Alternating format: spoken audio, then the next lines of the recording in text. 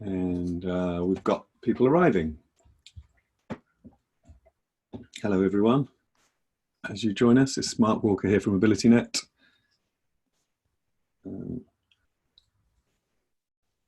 That's the clock. Hey, everyone. You're joining us for a webinar called Free and Low-Cost Software. It's part of a tech solutions for disabled people working and studying from home. I should have added in there because we're going to cover some study stuff today. So as you join, if you could tell me whether you could hear me, can you use the Q&A box? You might have to find a Q&A button on your control bar. And then in the questions and answers, if you could just mention that you can hear me. That's distinct from the chat. So chat and Q&A for me at my end, I'd rather you were using Q&A as much as possible just to ask questions and to tell me things as going along. Unless that's not working, in which case tell me in the chat box that you can't use the Q&A. But ideally, Q&A is where we keep a record of the whole call. We can record all of the details that go into it. And later on, as we're asking you questions or you're asking questions, we've actually got a record then, and which we can go back through afterwards and pick out useful links and so on. So thank you to everybody. There's a lot of you in there saying thank you. Yes, I'm not going to say thank you to everyone. Oh, Greg. Hi, Greg. There doesn't seem to be, yeah, you're all muted. Somebody's asking about being muted. You're all attendees, which means that you're muted so that we don't get any problems with feedback and other things. But you can use the Q&A to ask questions, and hopefully that's fully accessible as well. So thank you everybody for doing that. And I'm just having a look at the number of participants we got in. So we've got 90 people in already. We had about 170 sign-ups, so I'll give it a little bit longer, and then we'll get going. I guess the other thing I should check with you is, can you see the captions clearly on the screen? Sometimes they get chopped off in some resolutions. Can you just somebody let me know whether they can see the captions? Yes, can see. Thanks, Joanne.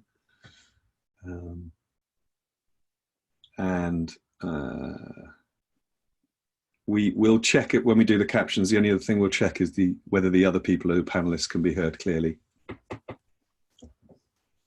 And for those of you that have been on our webinars before, we don't have a human doing our captions today. We have a robot, which is built into PowerPoint.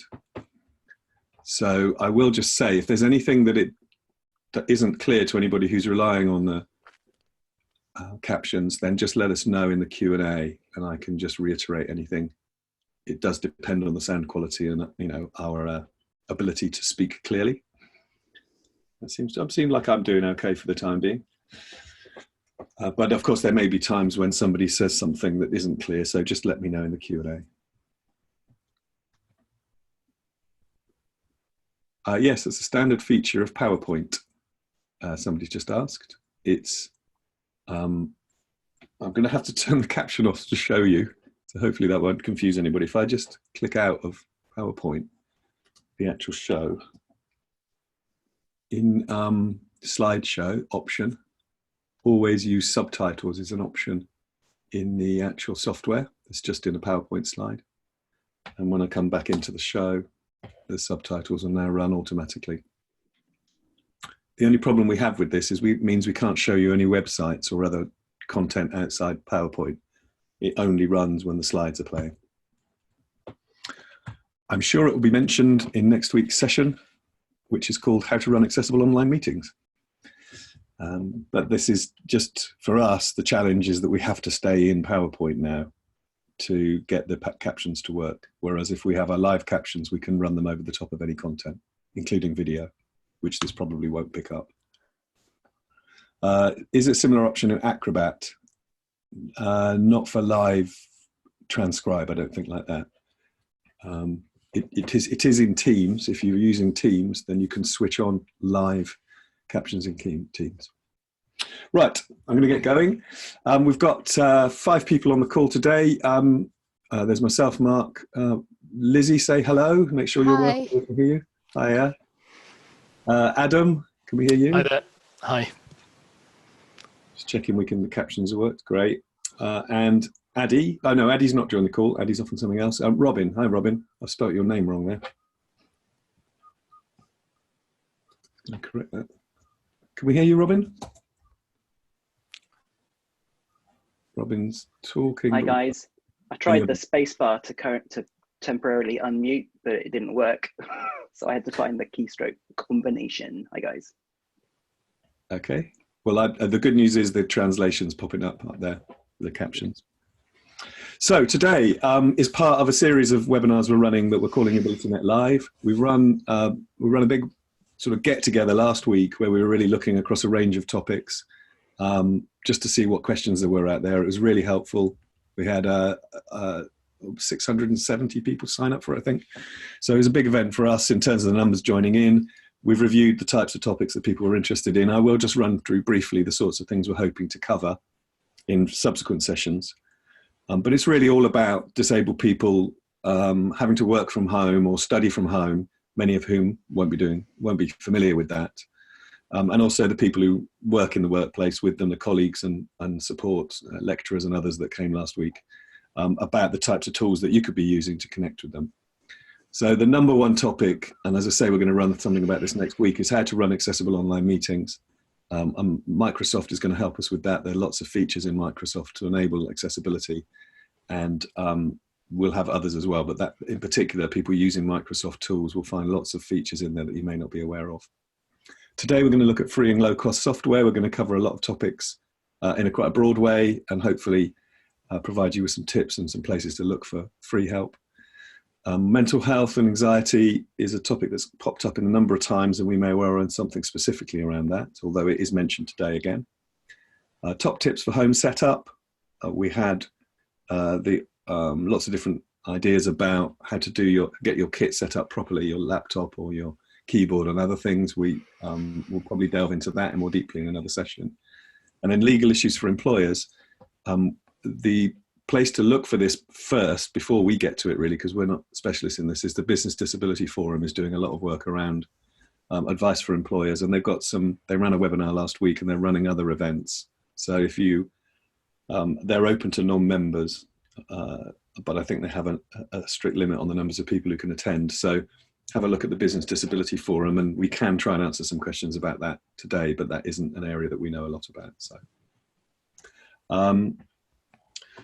So today's session, free and low cost options. As I say, we've mentioned, we called the event Working from Home, but actually lots of people came in from HE institutions last week as part of our network.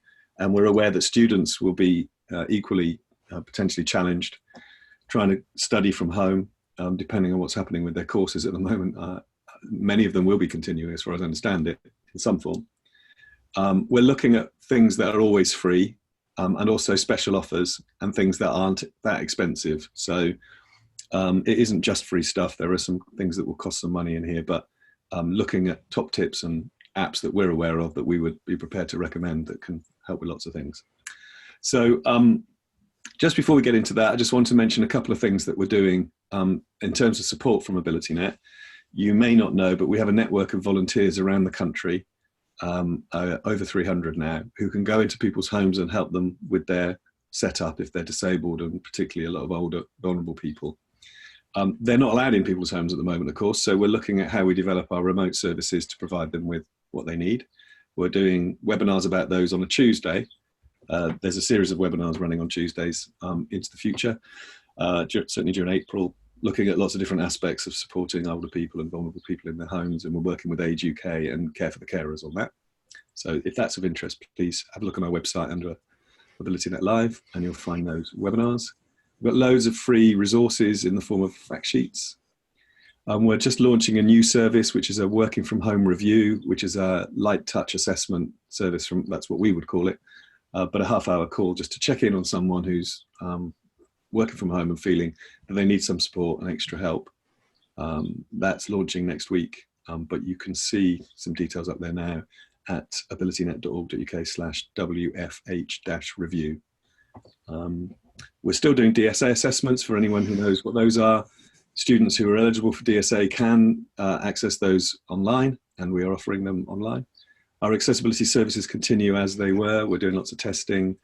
and reviews and audits for customers. We expect that to change somewhat depending on how those teams are working, in those customer bases. But you can request our services, and we're currently working out how to do online user testing, for example. And then finally, we do have some services specific to HE. We can do a headline review and look at digital inclusion issues.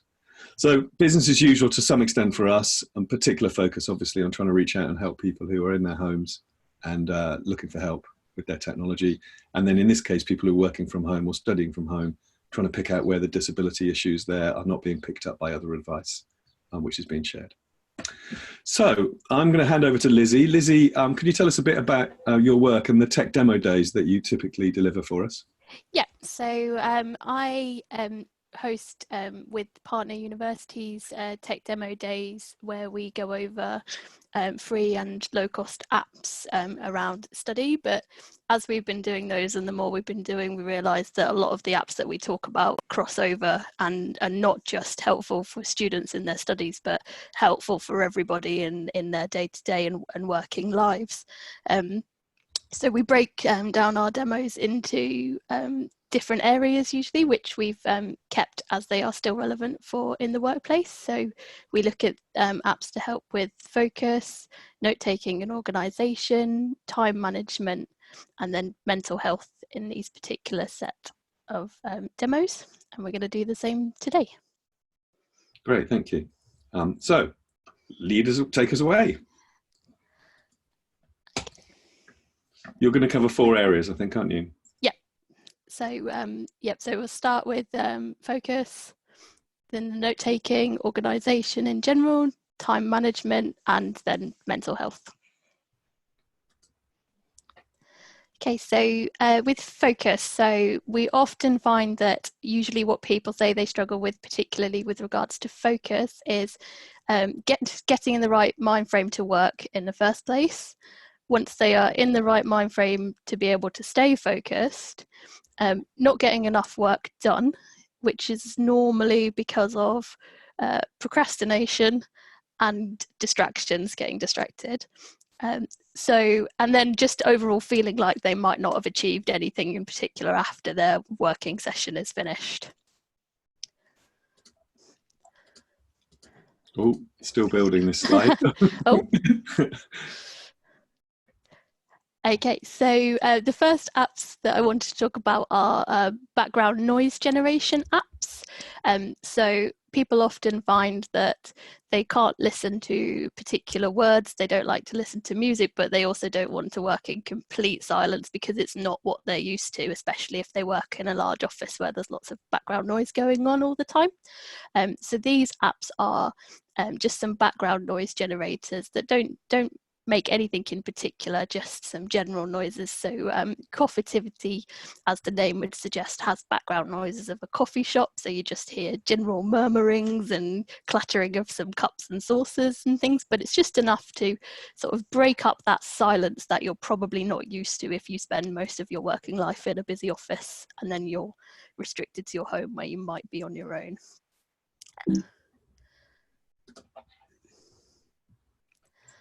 And then another big one for focus, as we said, was procrastination and distraction. So these apps are what they call content blockers. The Forest app is for phones and tablets. What you do is you set up a time for which you want to concentrate. So you set it for an hour and it completely blocks access to your phone. And it will grow a little tree over the hour that you're not using your phone. And if you tap on your screen or try and enter your phone within the hour while it's growing the tree, the little tree sapling dies. It's very sad. Some people don't care that they kill trees, but and then Cold Turkey is a web-based version of a content blocker. So you download the extension from the website, and what you can do is you can set up Cold Turkey to block specific web pages for a specific amount of time. So you might need access to the internet to do your job, so you don't want to turn your internet off completely. but you don't want to be on, you know, your Facebook page every 5 minutes. So you set your content blocker on the web on cold turkey to not let you on facebook.com for an hour, and it won't let you on there either. So just a quick mention on this one, the Forest app is one of the chargeable ones on iOS. So if you've got an Apple device, it's going to cost you $1.99 for that one. If you're on Android, it's free. Cool, thank you. And then another great method for focus is called the Pomodoro technique.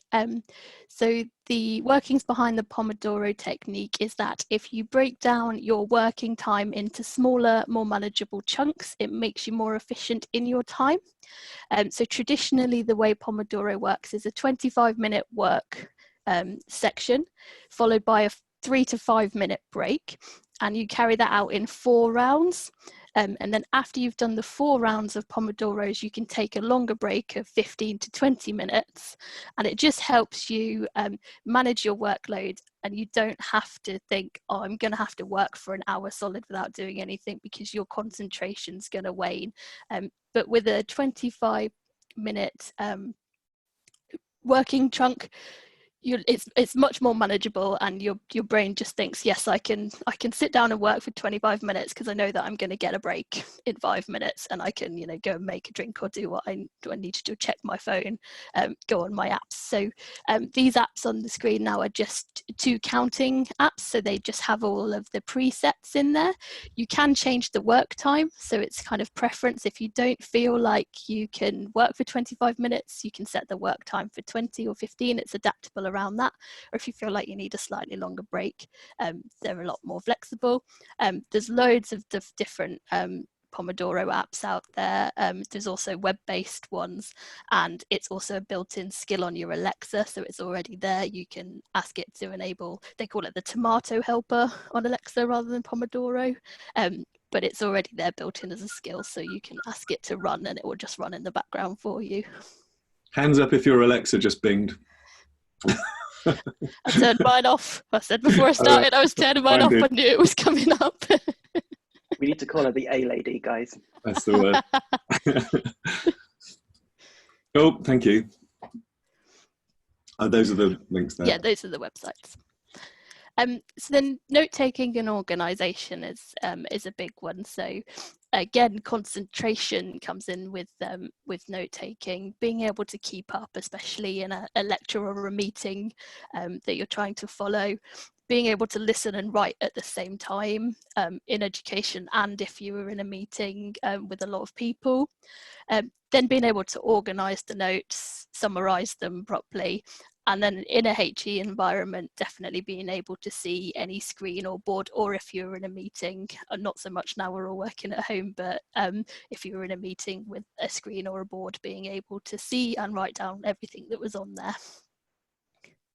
Can I just ask a question? Somebody, maybe there's a question here from Claire that she's just sent in, and somebody may be able to help, because actually, Claire, you just asked about how to cover up the captions thing.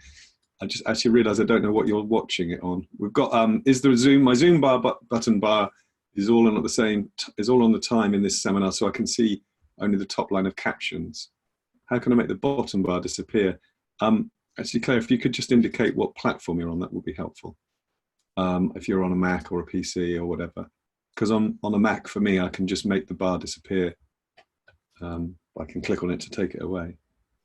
Have you got, you're on a PC, aren't you, Lizzie? Yes, my bar is actually up as well, but I'm trying to work out how I can So the get rid of captions it. are in the way of yours as well? Yeah, so the bar sits along the bottom, and yeah, you only see the top line of captions. My bar's in the top, and I don't know why. I don't know how I got it up there. So if anybody's got any top tips on that, this is a perfect example of how to run accessible meetings. Actually, the bar just disappeared after I typed the question, Claire said. That's good. So it obviously has got intelligent, it knows what questions you're asking about it. There are some view options at the top, and you can change the zoom percentage so that you can fit it to 100%, and I think that might change the ratio enough to bring it into view, but that's going to be different for everybody. That's not moving around, is it? And then there might be something under the more buttons as well that mine says hide video panel, for example. other things. That's the best I could offer at the moment, I'm afraid. I think it does depend on the platform. You know, Zoom has become so prevalent suddenly in the last week or two that there's all sorts of things popping up as top tips, aren't there? Somebody's asking if it's on a Mac, does it follow the position of the dock? And it doesn't. I'm on a Mac and it's stuck at the top of the page for me, so which is exactly where I want it. So I can't help much more than that at the moment, but I think if you have a look at top tips for Zoom, that will be good. There's a few people asking about running meetings for people with hearing impairments and vision impairments when teaching and running meeting. Next week's session is definitely the thing for you because we're going to run through it in detail. But I would say that we would mention it when we can, and that's a good example just then, that we've used the captions that are on PowerPoint. This is actually the first time we've tried to run this session that we would usually have had a human that we pay for. We're trying the automated ones because of cost. And it seems to be working, but you can immediately see one of the questions is, for anybody trying to follow this with a hearing impairment, they need to be able to see the captions. So that's a question about how Zoom puts the dock on it. From a vision impairment point of view, we're making sure that we're describing everything that's on the screen, so you don't have to be able to see the screen. And there is a section in a moment about vision impairment as well, and we'll always mention that within the stuff we do. And there are, I'm sharing the slides afterwards, and other things like that make it easier for people to pick up notes and follow things. So, but as I say, next week's session is very much focused on that. So sorry, Lizzie, we interrupted you. That's okay. Back to the content. Yeah, if you can pop to the next. Perfect. So the main apps that we like to talk about for note-taking and organisation, from the Microsoft perspective, there's Office Lens and OneNote, which are two apps that work really, really well together. Office Lens, as the name would suggest, is a camera app, but it's a specialised camera that you can set to different settings based on what you're taking a photograph of. So normally from a lecture perspective, which everyone isn't doing at the moment, it has a whiteboard mode, which is really good for taking the sheen off a whiteboard and putting things in perspective so you can take the picture from any angle. But it also has a document mode. So you can take a picture of a document, it gives you a red box around the document so you can line it up from any angle, and it pulls the document straight and takes a really clear photo of it. Then what you can do is drop it. You can drop it straight into, from the app, you can drop it straight into any of the Microsoft Office software. So it can go straight into Microsoft Word or PowerPoint or wherever you would need it. But when we're talking about note taking, you can drop things straight into OneNote. So OneNote is a digital notebook from Microsoft. The great things about it for homeworking purposes is you can set notebooks, and then within those notebooks set a section, and then within those sections you can set different pages. So it's really easy to track all the different things that you might be working on, all the different meetings that you might be in. You can set up as individual notebooks, and then it's a really simple and easy way of stepping through the program to be able to find where you left those notes. So you're not going to have scraps of handwritten paper all over your desk that you can't find or that you've left in the house somewhere else. It works across all platforms and is connected to your Microsoft account. So you can get the desktop version, you can have the web version, and you can have the app for tablets and phones. And any notes that you make on any of the platforms will be available because it's all stored in the cloud. So if you make notes on your iPad during a meeting on your OneNote, you can then go on your OneNote on your desktop and all your notes will be there. So you can hand scribble notes all over OneNote on your iPad, and then you can get them up on your computer on the desktop version when the meeting is finished, and you could type your notes up to make them make sense. So it's got loads and loads of features that we just haven't got time to go into today, but it's really, really extensive and really great way of keeping everything organized. Can I just ask, just to check on the free bit, it's Office is free for students, isn't it? Yes, sorry. Yeah, it's that's not free. Is it free for anyone else? Student brain going. Is it free for anyone else? To chip in on that one, yes, it's that OneNote is free with a standard of Outlook account. So if you sign up for Hotmail or Outlook.com for free, then you will also be able to access OneNote. It doesn't need a full subscription. But could you use Word at all in other programs, or literally just OneNote? Just OneNote. Just OneNote. Okay. Thank you. And then another option that we look at is Google Keep. This is one of my favorite apps that I use all the time. So Google Keep works, I always describe it to people as like a digital post-it note. So you get the screen come up in the app, and it just creates little notes, little square notes that you can color code and categorize. You can make lists on Google Keep, which is great, and you can tick them off, and it ticks them off and crosses them off and puts them at the bottom of the list for you when you've done things. And it's just a really great way of making quick little notes that you might write on scraps of paper and then lose. If you make them all into your Google Keep, then they never go away. You can archive all your notes when you're finished with them, but it doesn't delete them. So if you ever need to pull them back, you've got them there. And it's got, again, loads of features that I haven't got time to go through, but loads of really good little things. And again, it's multimedia, so you can record voice notes on it, you can add pictures to it, and if you're on your tablet, you can draw on it as well. Could I just ask a question here? Someone's asked, does the Office Lens produce an image, or does it do image to text? It just produces an image. So it doesn't do a text recognition over the top of it?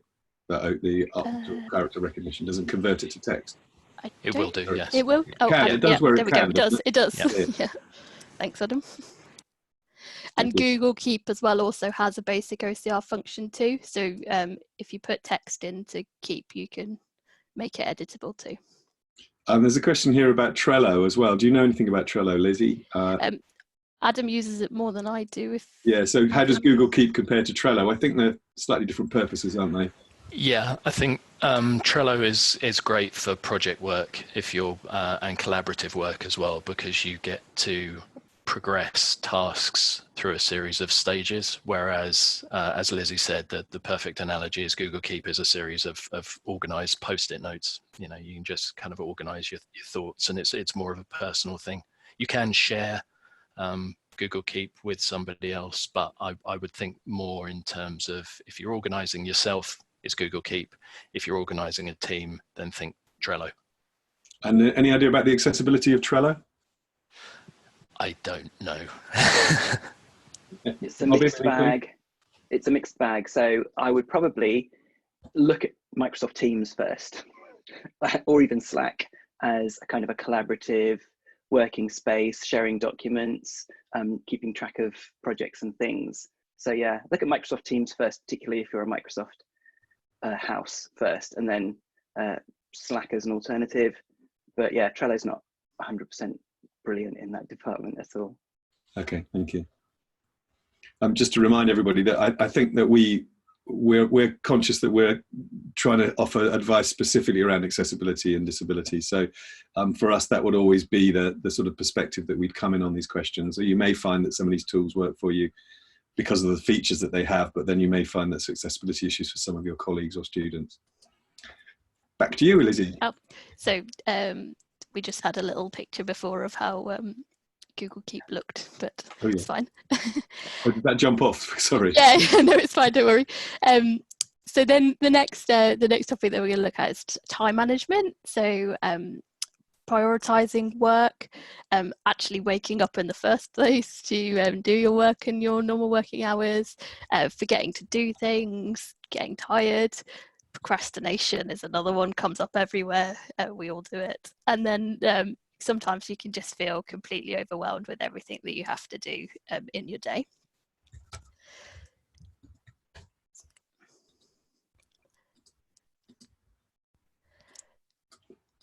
Oh, I've gone backwards there. Oh, right. There you go. So again, OneNote and Google Keep really come into play in these sectors. So on OneNote, you have the ability to do to-do tags on your work. So if you have a particular page or notebook that you need to look at a certain time, you can flag it as a to-do flag tag, and then it will just be able to remind you and easily get you to that work that you need to do. And Google Keep has reminder settings, so you can set up your little note, and you can put a time reminder on that note, and it will ping you a notification as long as you've got your notifications turned on at the time that you've set it for, and it will just bring up the note as a reminder of what you need to do, which is a really great way to kind of plan out some time for doing your work. There should be one more app that's going to come up on that page, Mark. Oh no, it's gone. So there was, there it is. I've got, the fact is, Lizzie, I've got the second slides here. I've got the ones we did originally and not the ones. No worries, that's fine. You probably spotted that already. Yeah. So then Alarmy is what we've dubbed the world's most annoying alarm clock, but it's absolutely fantastic for people that really struggle with motivation and getting up.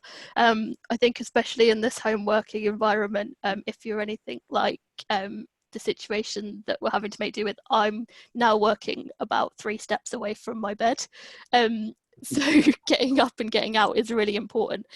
So the way that Alarmy works is you set what they call, I think they call them missions, I think is the term that they use on the app, in order to turn your alarm clock off. So you have to do things like maths puzzles, which are really difficult if you're not very good at maths like me, or you can scan a barcode before you go to bed, and then you have to scan the same barcode to turn the alarm off in the morning. So we always say it's like beneficial if you go downstairs and scan a can of beans in your cupboard and then leave them in your cupboard, and then you have to actually physically get out of bed in the morning, go downstairs and scan barcode to turn the really annoying, really loud alarm off. So it's just for those people that would be inclined to hit snooze on their alarm rollover and carry on sleeping for 2 or 3 hours. It's just a good motivational one to be able to get up with. Cool. Just before we jump on, I've got a couple of incoming tips and questions, and somebody is using Evernote. I don't know whether anybody's used Evernote and checked accessibility. I'm a user of it, and it's very similar to OneNote. It's not tied into either the Microsoft or Google cloud services, but it is very similar to OneNote. I find easy to use, but I don't know how accessible it is. Any idea how accessible Evernote is? Anybody? Pretty good, but there are loads of different platforms, and some aren't great. The web one isn't great. Okay, cool. And then somebody's saying, I use Trello at work with a screen reader. I use an iPad phone, and it's very accessible with VoiceOver. Just so that's reassuring around Trello. So thank you for that. Sorry, let's keep going. So Teams. So I'm just going to talk really briefly about Teams, because I'm sure it's going to be mentioned on next week's webinar in great detail. But for time management, especially if you're working in a team, parts that we're finding really useful with my own teams that I manage here is being able to have the group chat going, and so you can set up different teams with different people in it. So we've set up, for example, in my team, we've got a team for working chat, so if it's anything to do with our actual job, it goes onto that team. With the group chat, it allows everybody to see the message at the same time, so everybody in the team is on the same page with who's doing what. But then separately, we've set up another team, which is non-work chat. So that's where we can, keep in touch with each other, keep morale up. It gets a little bit lonely when you're working on your own, and we're all used to being together all the time, and now we're not together.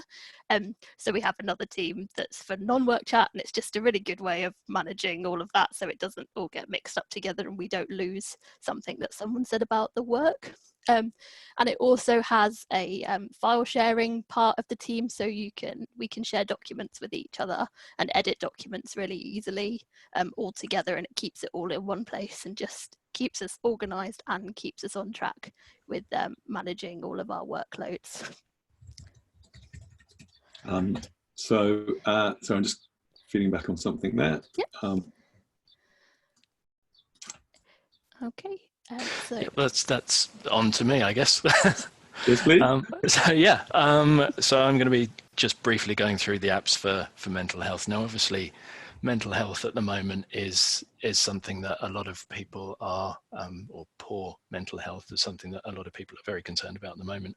It's been a big change for a lot of people, a lot of feelings of isolation. But technology is obviously something that really does play into keeping us socially connected. And there are also a number of apps that we can use to manage the feelings that we're experiencing at the moment. So on the slide, we have the kind of key points that we find normally in the kind of university environments that we're in, but they're applicable very much to everybody who's experiencing working from home for an extended period for the first time perhaps, and as well as just general mental health. So feelings of being overwhelmed, a lack of motivation. Again, if you're living and working in the same environment, it can be very difficult to make those clear distinctions between what is work and what is home at the moment. General anxiety, depression, alone in a new environment is kind of something that is very much university based. But obviously when we put these slides together, we're now experiencing, a lot of us, that for the first time for a long time, and then access to support. So just move on to the next one. So should be some more coming up. Yep. So these are just some apps that we've looked at. They're not a replacement for humans. We need to make that very clear whenever we're talking about mental health apps.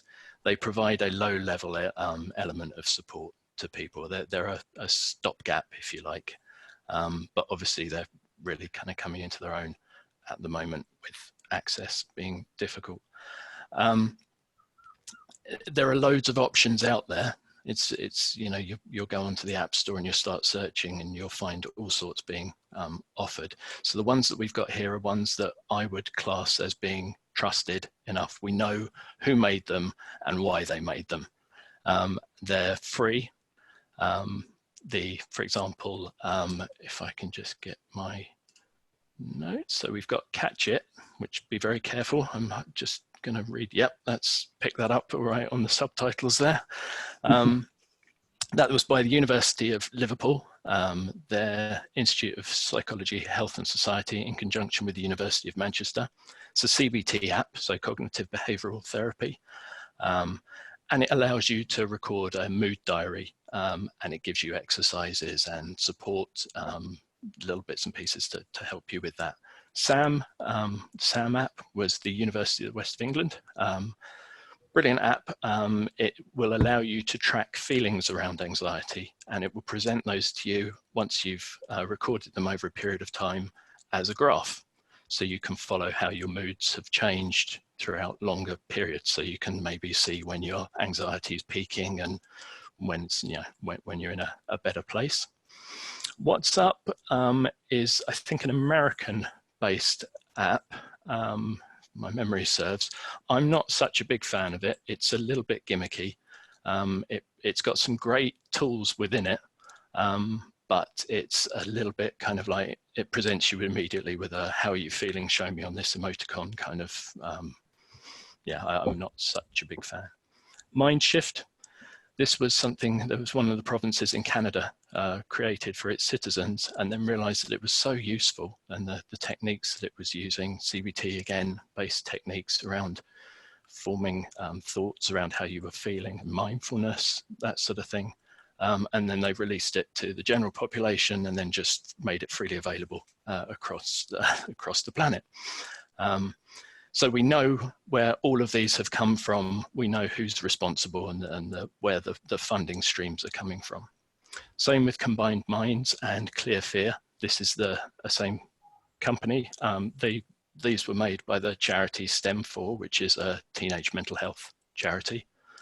Combined Minds is it's an app that connects parents, carers, and gives them tools for helping support teenagers with anxiety issues and general mental health tips and tricks. And then you've got Clear Fear, which is about managing anxiety. And this again is for the individual, for the teenager or young person experiencing it. But obviously all the techniques are applicable for older people as well. Great, thank you. Robin, I think you're going to talk to us a bit about physical impairments and some of the apps or features that people could use around physical impairments. Could you just tell us a little bit first by what sort of impairments we're thinking of here?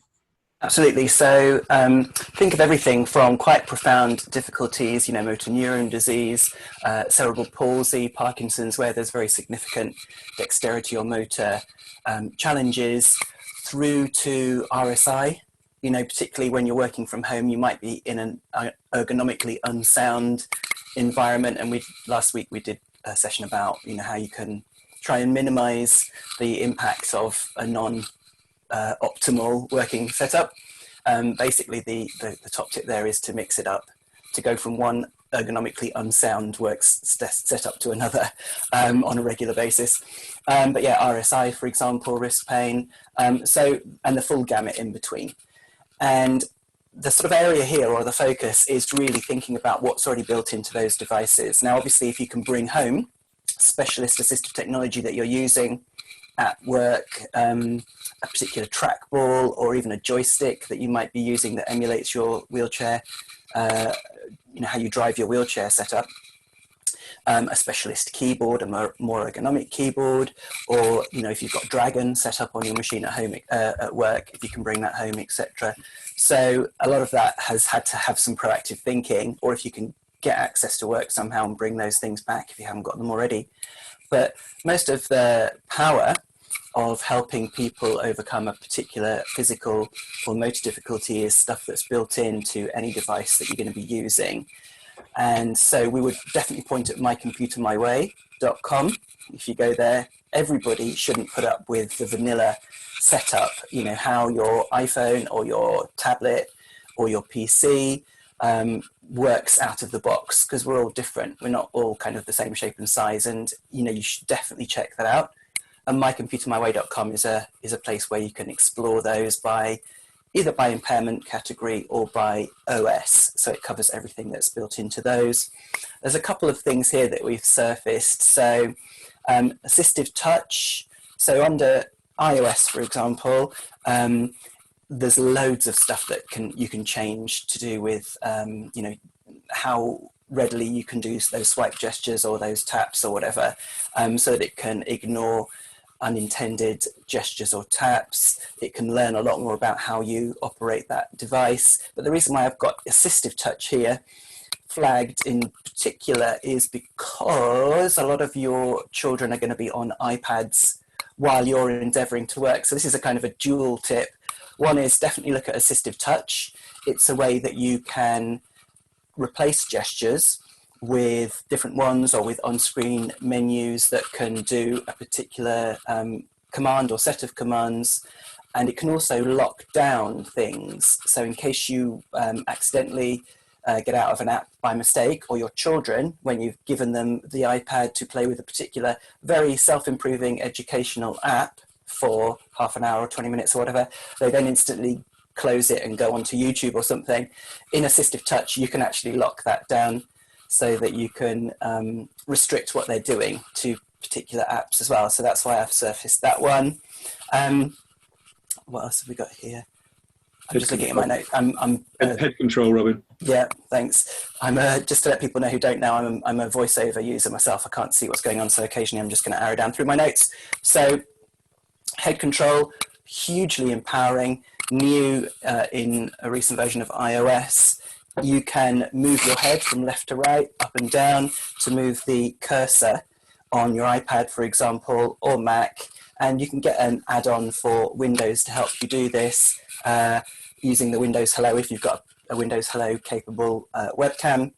And on the iOS one, it's really cute the way they've done it. You can assign an eyebrow raise, a smile, or a tongue to 3 different gestures. So it could be a right click, a left click, and a drag command, for example. So I'm really looking forward to lots of videos of people sticking their tongue out, moving their head to drag something, and then bringing their tongue back in again to drop, that sort of thing. So that's really, really cool. And voice control as well is definitely worth flagging as a really good thing that's relatively new to iOS. And apologies for sort of focusing on iOS. Full speech support has been available on Mac and Windows for some time. Sometimes if you really want to go Rolls-Royce, then you have to buy a third-party solution like Dragon, for example. But on iOS, it's relatively new. It's still not 100% perfect, but it's so much better than it was. So if you've got relatives, or if there are people that you know who are now having to be much more self-reliant on the technologies that are built into the devices that they're using, voice control is definitely something to look at. It's not just like asking Siri to open an app or doing dictation into a particular text box or whatever. This is full voice control, including all of the abilities to number items on the screen, or quickly get to an area of the screen by voice that would otherwise not, be impossible in iOS, for example. So that's really, really useful. So yeah, My Computer My Way has all of these and much, much more.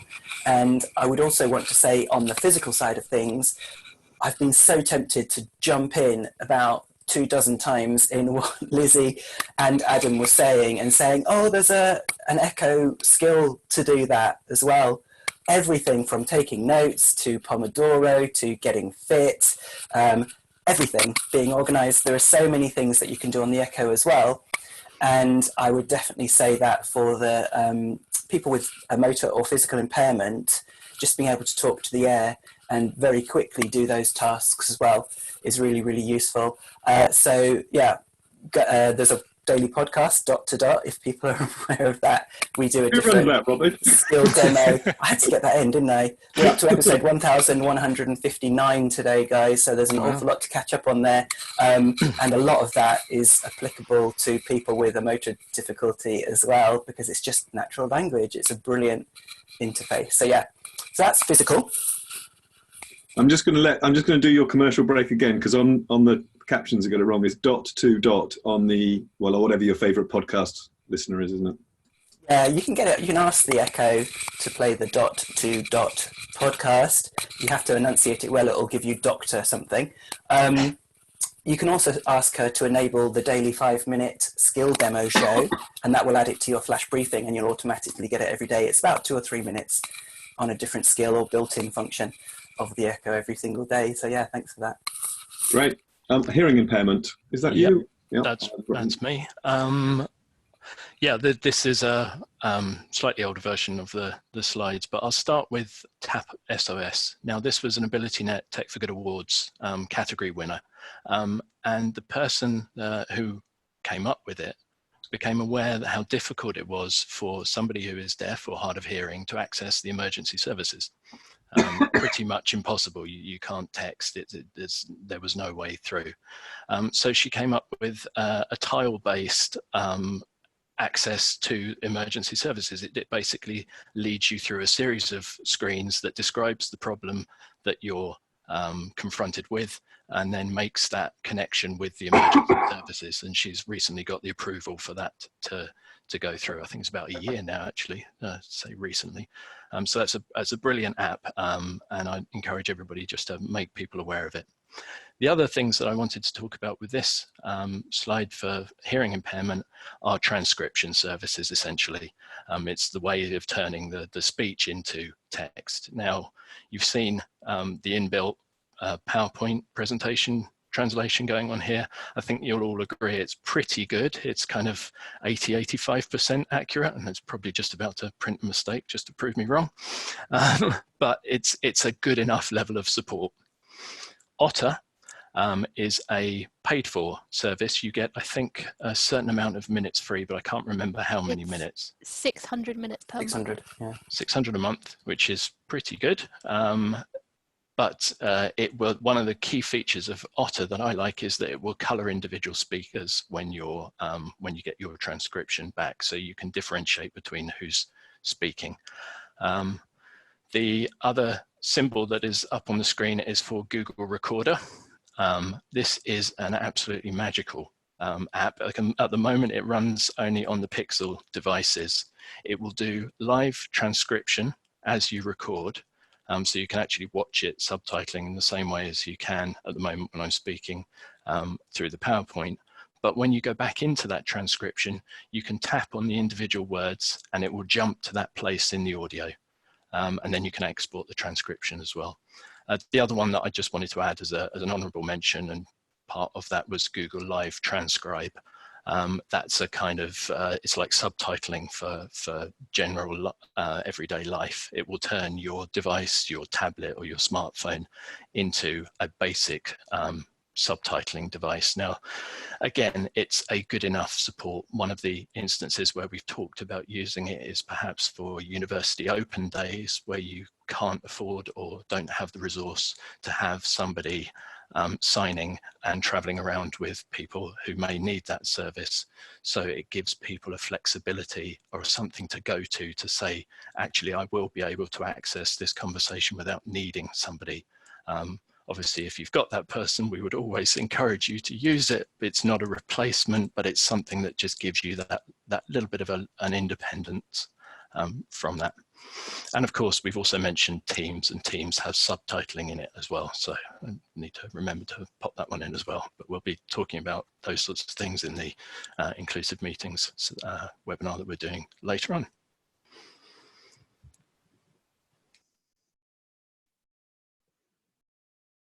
Onto visual impairment.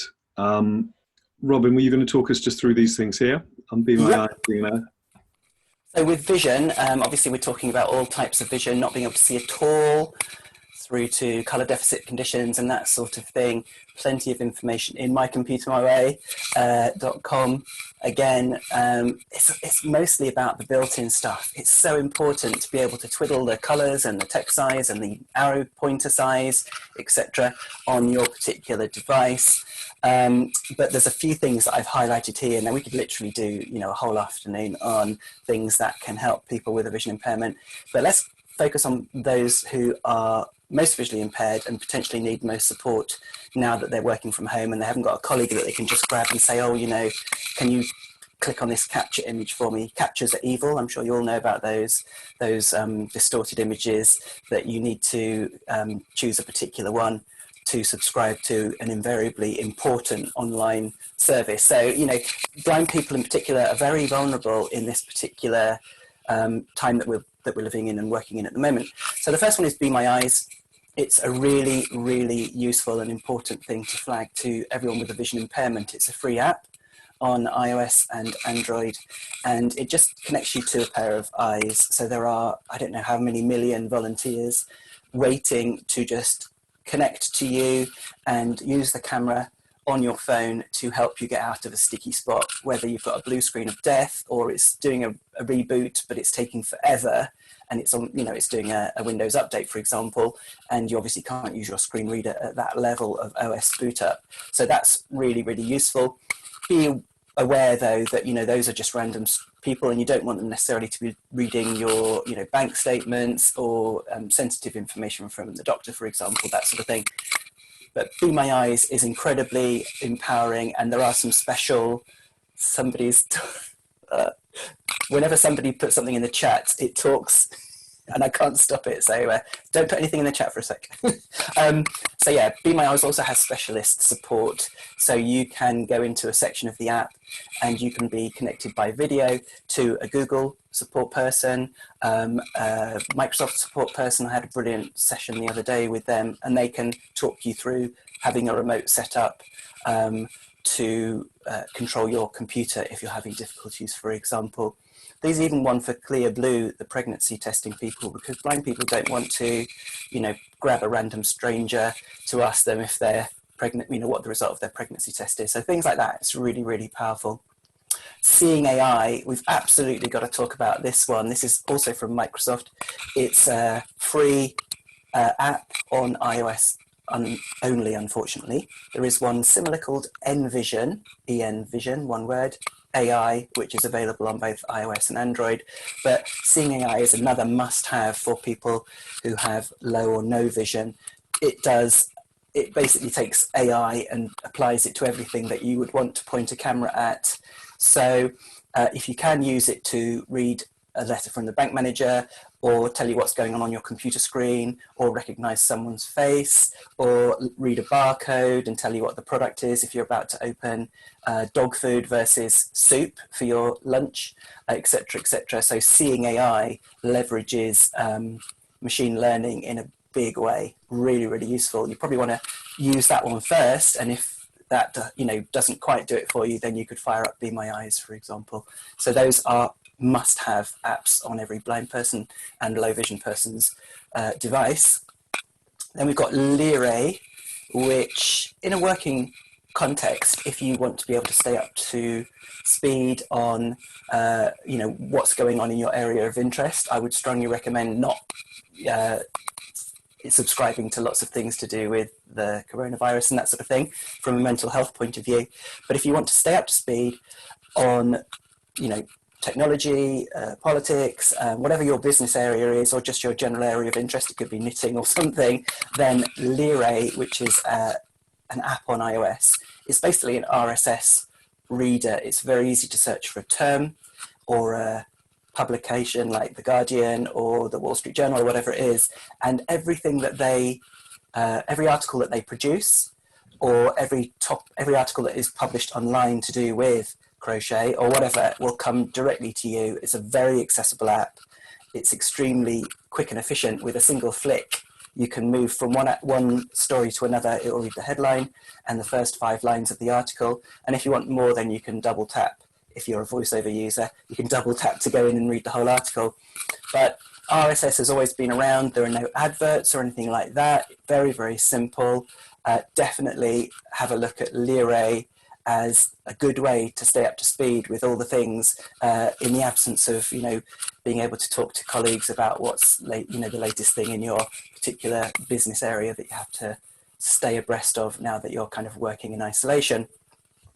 And finally, Downcast. So again, on a similar theme to RSS, it's really useful from a loneliness point of view, but also from an information point of view. Podcasts are obviously very hot these days, and you can again search for anything that you want, from politics to whatever, fly fishing, whatever is your poison. You can definitely find a podcast on that, from isolated podcasters to huge, the BBC have every single radio program available as a podcast as well. And Downcast is my preferred one there. I would certainly point out that the Echo is really good for accessing radio and podcasts and that sort of thing. But I would suggest Downcast as a really accessible one to concentrate on there. And finally, JAWS, which is the go-to corporate or corporate environment screen reader, is now free to use for 45 days at the moment. So I would strongly recommend flagging that to people who haven't been able to take their work laptop home, are faced with using a free solution like NVDA, which, however powerful it is, it will be like learning a whole another language. You've got muscle memory for all of the keystrokes that drive your work screen reader, and suddenly you're being hobbled by the fact that you've got to learn a different way of doing everything when you're using the same applications at home. So you could fire up JAWS and have a free working period whilst we're weathering this storm, and who knows, they might extend that. It's obviously a movable target at the moment as to when we're going to be back to normal, so they may well extend that. Great, thank you, Robin. I'm just going to mention a couple of things because you may be able to help. I know we're going on to this next. Would Be My Eyes be suitable for people with language processing difficulties, as many of the suggestions so far would be inaccessible for people with disabilities such as aphasia? Yeah, I mean, it's the language that it's couched in is about vision impairment, but print impairment is a thing, isn't it? And that covers vision, that covers literacy, dyslexia, ESL, so I would definitely think so. I wouldn't feel bad about it. One thing that Be My Eyes, the developers of it, are very keen to stress is that there are more than enough volunteers, and if anything, volunteer disillusionment, where they don't get enough calls from one month to the next, there's so many volunteers on it that people feel a little bit frustrated because they never get a call. So don't feel like you're imposing by jumping on the platform and using it for a very real need that doesn't just happen to kind of fit exactly what the messaging around who the app's for is. Yeah, so just to clarify to people, that's Be My Eyes. Be My Eyes has also got buttons within it linked into particular vendors, hasn't it? I know Microsoft is in there. Yeah, Lloyd's they're adding Bank, it all the time. Lloyd's Bank, I think, yeah. Google. And that will link you directly into specialist help from their, so in the Microsoft one, it's the disability support desk, isn't it? Mm-hmm. Cool, thank you. I think you're going to finish us off with neurodiversity, Adam. Is that right? Oh. Was it me? I couldn't remember. I haven't got my notes in front of me now. They're all inside PowerPoint. Yeah, I can do. So the apps that we were looking at here, Claro produce a scan pen that will turn your mobile phone into a device where you can scan text and swipe your finger across it and it will read it aloud. That's something else that Microsoft Office Lens will do as well. So any of you who've heard of the learning tools and the immersive reader, that's now built into the Office Lens app. So you can take a picture of a page of text or a sign and you can have it read back to you. Text help, this is something that we use a lot within we recommend a lot within DSA along with Claro Read. They also run web-based tools to help you read or to help read out the content on a web page.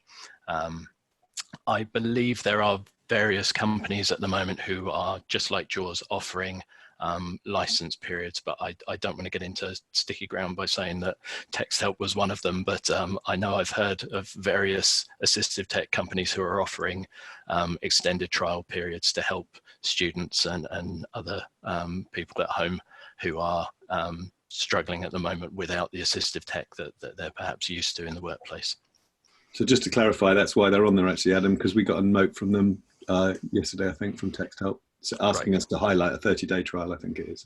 There you go, brilliant. And it's a good example because it's so common that you're recommending that.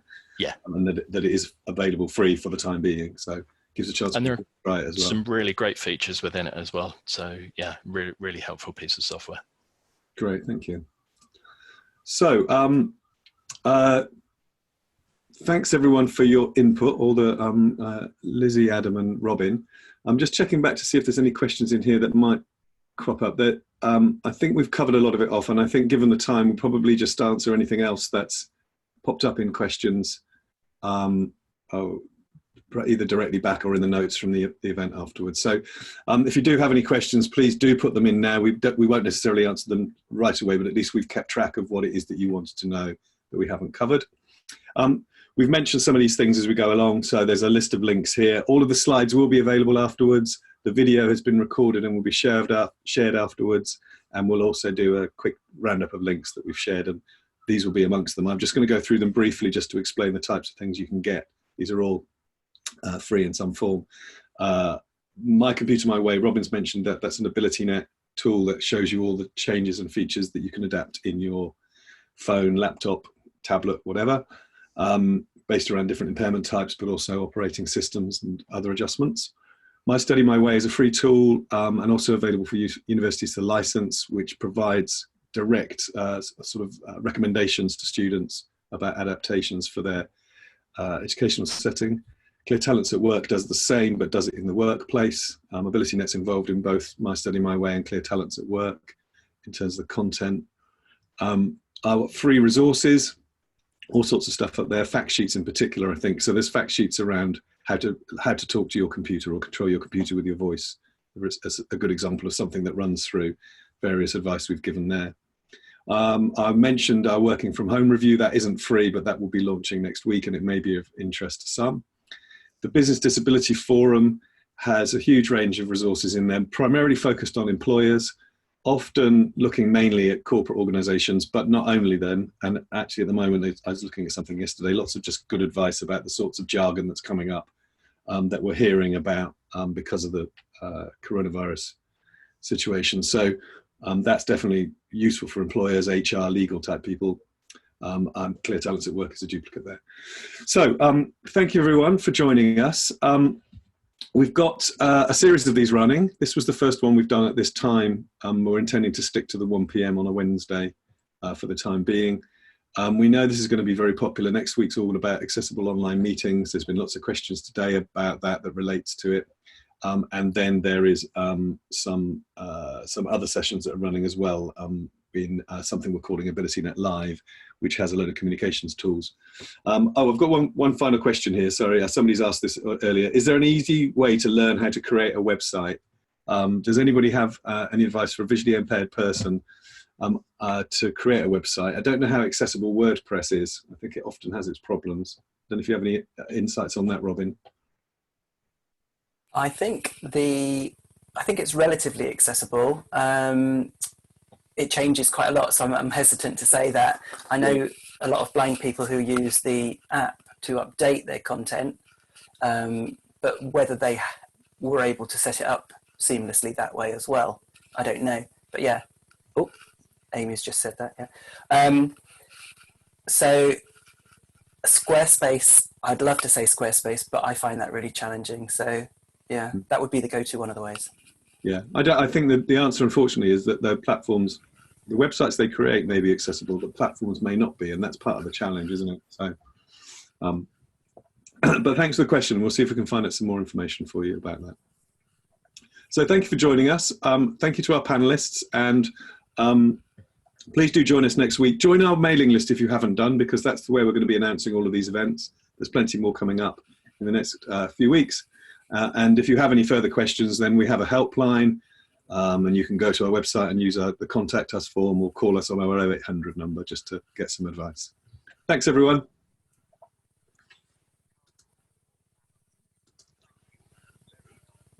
I'm going to end the meeting. See you soon.